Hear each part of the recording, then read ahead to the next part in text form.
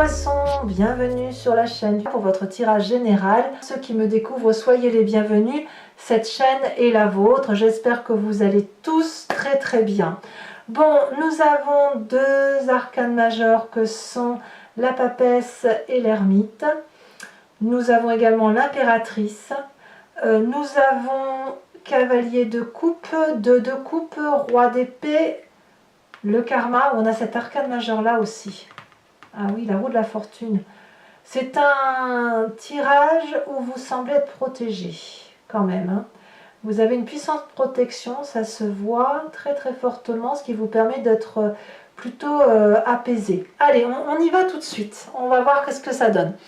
Vous entrez effectivement avec cette énergie d'un assez bienveillant, où on est dans une relation avec quelqu'un qui est vraiment un cadeau de la vie. On a l'impression de fusionner, de se faire des jolis cadeaux, on est dans une forme de respect mutuel, on a l'impression peut-être d'avoir trouvé sa flamme jumelle, sa flamme de cœur, quelle que soit votre activité, que ce soit sentimentale ou professionnelle, on a affaire à deux personnes qui s'entendent vraiment bien et qui font plein de choses ensemble. Vous voyez, c'est un peu ça, comme elles sont unifiées ensemble, elles font corps, vous faites corps avec une personne, ou du moins vous désirez faire corps avec une personne. Alors, ce qui se passe dans votre présent, par contre, c'est le fait d'être toujours... Il y a des choses qui relèvent de la stratégie. Je ne sais pas si c'est vous qui êtes stratégique pour maintenir cette connexion à l'autre, ou si vous faites un cheminement intellectuel pour dire de voir que jusqu'à présent, il y a pu y avoir des déceptions. Peut-être que quelqu'un autour de vous aussi, vous vous méfiez d'une personne. J'ai l'impression peut-être que vous soufflez le chaud et le froid, il y a peut-être ça. En tout cas, la 7 d'épée nous parle de progression intellectuelle. C'est-à-dire qu'il y a eu une méfiance, on l'a vu, on l'a capté, et de ce fait, on se met intellectuellement sous protection pour grandir, vous voyez, pour mieux apprendre de la vie. On apprend quelque chose de la vie. Alors, est-ce que cet apprentissage de vie, vous le faites à travers cette envie de relation douce ou ce partenariat? C'est possible. Peut-être aussi, on va le dire, que vous pourriez être troublé dans la réalité des pensées par rapport à ce que vous vivez en harmonie affective, en affection amoureuse. Peut-être que le rapport que vous avez, vous, par rapport à l'autre est beaucoup plus pur que l'autre également. Donc, il y a une dualité, c'est certain, mais cette dualité ne vous embête pas plus que ça. Vous allez quand même, à mon avis, ouvrir l'œil, puisque dans votre environnement, il y a quelqu'un qui abuse de votre générosité. Ça, c'est certain, ça se voit. Il y a un décalage entre la réception et le don matériel par rapport au travail ou à l'affectif. Il y en a un qui aime plus que l'autre, ou dans le travail, il y en a un qui fournit plus d'efforts que l'autre. Et ça se voit dans le présent. Mais ce qui est curieux, c'est que ça ne vous impacte pas. J'ai l'impression que c'est pas grave, ça coule sur vous. Ça coule, tout coule. Voilà, il peut se passer n'importe quoi. Le fait que vous soyez dans cette dimension affective fait que c'est pas grave. Voilà, c'est pas grave. Alors, effectivement, on voit aussi dans votre état d'esprit que la reine d'épée est inversée. Ça veut dire que cette reine d'épée, elle peut avoir plusieurs significations. Alors, la reine d'épée, classiquement, c'est le signe d'air intelligent. Donc, c'est l'intelligence, c'est la communication rapide qui parle du balance, du verseau et du gémeaux. D'accord? Vous avez peut-être ça autour de vous, ou vous êtes influencé par ça, si vous avez notamment ce signe ascendant ou ce signe lunaire en vous. La reine d'épée inversée, elle peut nous parler de prendre des décisions tranchées, mais sans avoir pris note de ses guides, voyez. Donc il y a une forme de manipulation, de cruauté et de... excusez-moi, mais je cherche le mot. On n'est pas dans la bienveillance. C'est quand même curieux, hein. C'est quand même curieux. Je ne comprends pas parce que quelque part, vous prenez peut-être des décisions tranchées par rapport à ça. Mais ce que je vois, c'est que ça ne vous perturbe pas. Donc, c'est pour ça que je dis qu'il y a une puissante protection, parce que les coups viennent en triangulaire comme ça, vous voyez.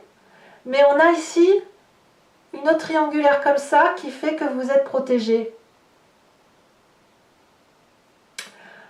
Alors on va avancer pour voir ce qui se passe. Qu'est-ce qui se passe dans l'environnement défavorable?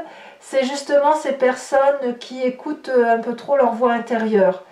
Ces personnes qui sont très spirituelles et ces personnes qui vont aussi vous donner des réponses qui ne sont pas très pragmatiques.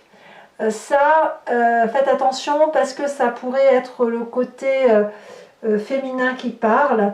Vous savez, l'intuition féminine que l'on peut avoir qui est assez négative. Donc pour vous, mesdames, attention peut-être à être un peu moins intuitive et un petit peu plus cartésienne. Voilà. Et à la limite, j'ai envie de vous dire, c'est pas grave, parce que si votre intuition, ou si l'extérieur essaye de vous influencer par rapport à ces intuitions, vous allez le voir, et comme ça coule sur vous et que vous n'en avez rien à faire de ce qui se passe, ben, pouf, vous allez tout casser derrière. Vous n'allez pas vous laisser abattre. Alors, pourquoi? Qu'est-ce qui s'est passé pour que vous ayez cette attitude-là? Eh bien, vous avez cette cavalier de coupe qui est dans une relation affective très très douce, ou qui a été plutôt très très bien reçue d'un point de vue des sentiments. Vous êtes mis en marche, littéralement. Vous avez peut-être été suffisamment diplomate, ou vous avez trouvé des solutions, ou vous avez idéalisé une relation. Mais enfin bref, tout ça c'est de la romance. On s'est mis en marche pour aller chercher de l'affection, d'accord? Il y a de la créativité. Cette créativité du passé, on la retrouve encore aujourd'hui. On est dans l'unité affective, dans ce désir d'affection unitaire. Et puis, ça a été jusqu'à impacter votre inconscient, la façon dont vous êtes construit avec cette 4 d'épée inversée, qui fait que votre inconscient, puisqu'il est blindé d'eau, l'eau c'est les émotions, et ben il peut être ce poisson qui va de l'avant, qui fonce, qui va vers le succès et qui entérine son succès. Et donc il investit le monde. Vous sortez en quelque sorte d'une sorte d'endormissement et vous êtes prêt à agir. Du moins votre corps est prêt à agir. Il est blindé d'eau. Votre magnétisme extérieur est extrêmement bon. C'est peut-être pour ça que vous rejetez systématiquement les choses qui sont négatives, y compris le fait que la 6 de pentacle inversée dit que même s'il y a des choses déséquilibrées, vous saurez y faire face parce que justement vous êtes blindé d'eau, vous êtes rempli de vos oligo-éléments, vous êtes rempli de votre force inhérente à votre signe qui vous permet d'avancer. Alors qu'est-ce qu'on a comme événement important de se faire sur ce mois, la petite surprise sur le gâteau? Eh bien nous avons la roue de la fortune, il y a de la chance. Vous êtes destiné à avoir de la chance sur ce mois, à avoir un cycle qui se termine, un karma qui part, un événement qui vous vient de l'extérieur. Et je suis persuadée que c'est parce que justement vous êtes connecté à une source unitaire fusionnelle, que vous soyez en couple ou pas, vous faites corps. Et quand on appelle, quand on donne des énergies d'amour, on en reçoit. Et le karma vous dit que c'est extrêmement bien. Donc, quelle va être l'influence de la famille et des amis pour vous sur ce mois? C'est la carte de l'ermite, c'est-à-dire qu'il y a une forme de solitude.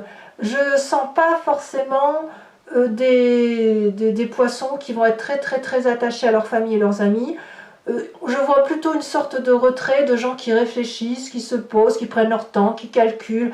Peut-être que vous êtes invité aussi à vous laisser guider par votre émotion intérieure, ou tout simplement on vous suit dans cette introspection qui est la vôtre, ou ce désir d'avancer. Et d'ailleurs, on est un peu en contradiction avec l'intuition féminine. On va vous demander ici d'être un peu plus calculateur. L'intuition féminine de la papesse, c'est les solutions trouvées sans comprendre pourquoi, sans que ce soit mathématique.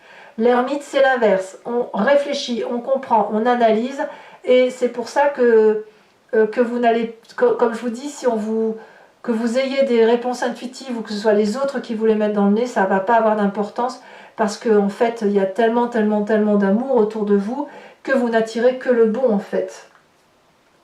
Conséquence de vos actions et de vos pensées sur vous-même, on a quand même là l'énergie de Gaïa, l'impératrice, c'est-à-dire plusieurs choses.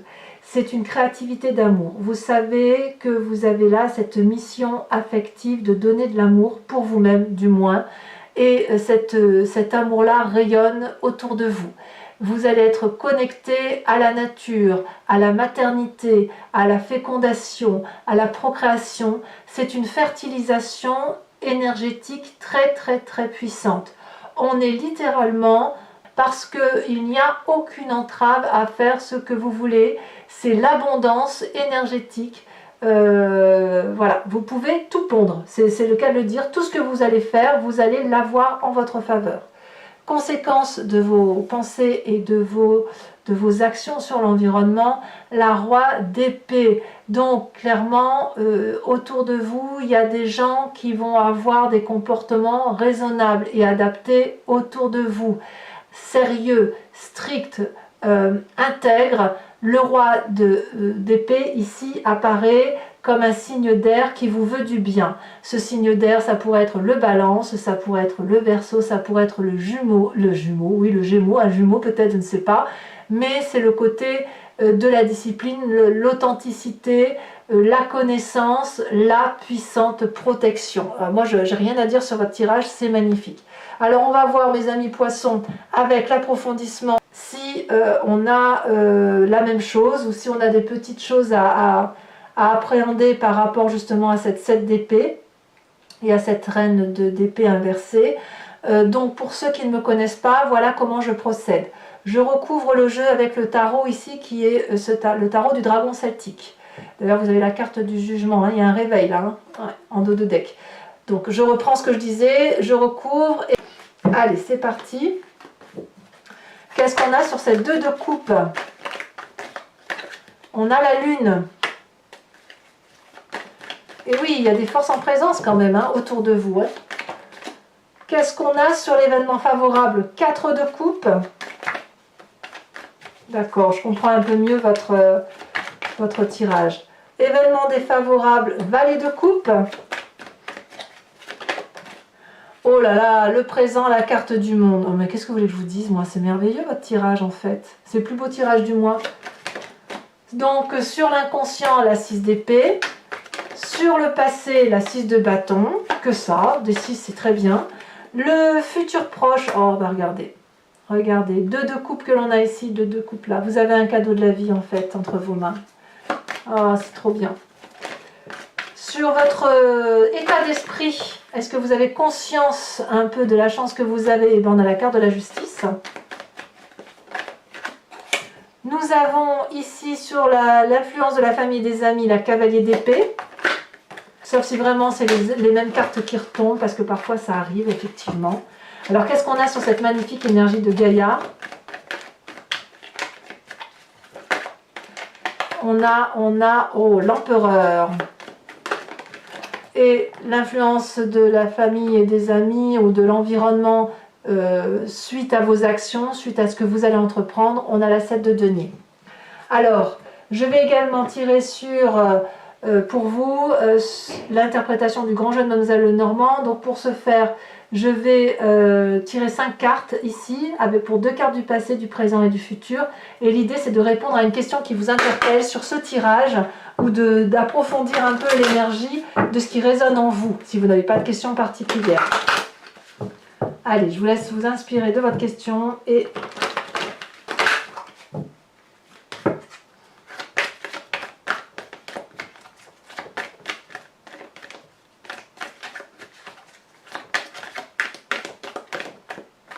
Nous avons ici la 2 de cœur. Encore une 2 de cœur, c'est fou ça. Allez, deuxième carte pour mes amis poissons.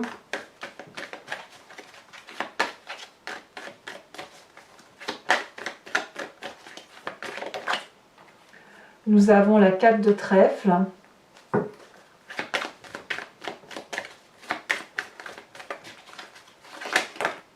Vous vous présenter avec ce roi de carreau. Incroyable.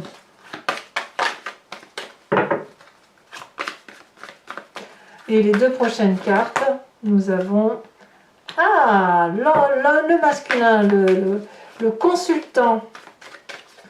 Donc on revoit un petit peu ce cavalier là. Il y a quelque chose de très...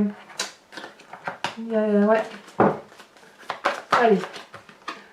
Nous avons ici la 5 de trèfle et nous rajoutons encore une carte puisque la carte du consultant ou de la consultante me permet de rajouter des cartes. On a, elle s'est retournée, la 6 de trèfle. Alors, je vais également maintenant tirer 3 cartes socle, 3 cartes, oui, socle, pour chacun des décans. Ce sera une carte conseil ou une carte de constatation de la façon de ce qui se passe pour chacun des décans, pour préciser un petit peu les énergies en fonction de votre jour de naissance.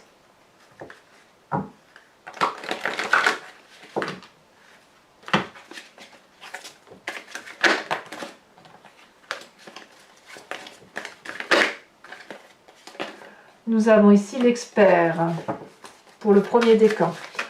Deuxième décan. Un message clair, s'il vous plaît, pour le deuxième décan.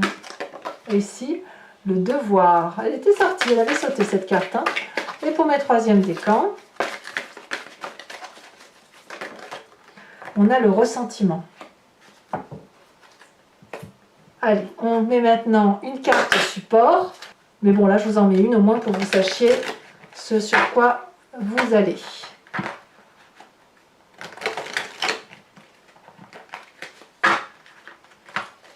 Alors, sur l'expert, nous avons ici, elle se détache. Ah, l'oiseau. Sur le devoir, nous avons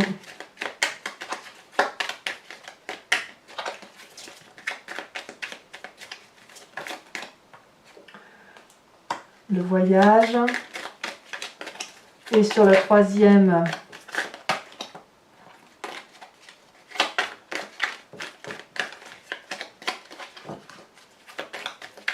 décan, nous avons